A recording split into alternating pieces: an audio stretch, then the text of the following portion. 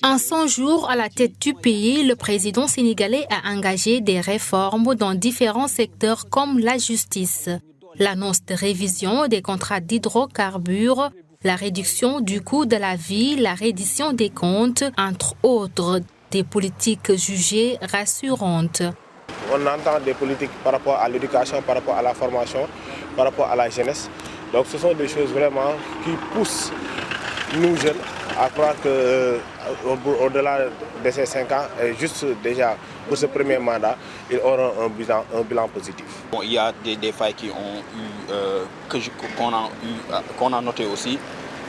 Par exemple sur la détention de certaines personnes et la sortie, les sorties récurrentes du PM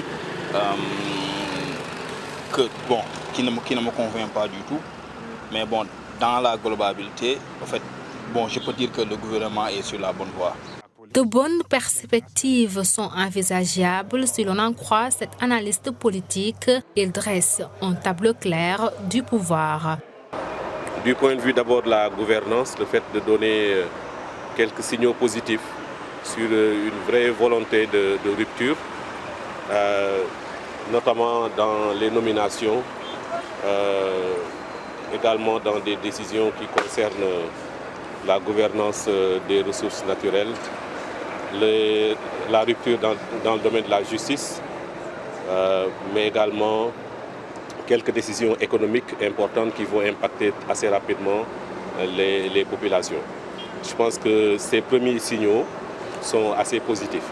La politique du nouveau gouvernement axée sur le projet a comme viatique l'intérêt du peuple sénégalais. Un concept qui n'est pas pour le moment incisif, selon cet acteur de la société civile.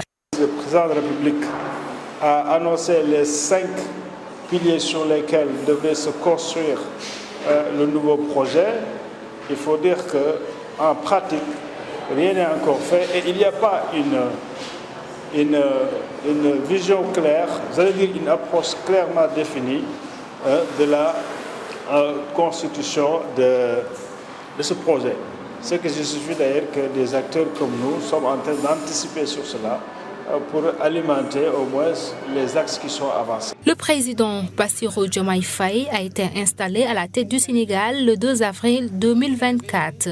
Élu sur la promesse d'une rupture avec le système sortant, ses premiers 100 jours sont scrutés avec intérêt.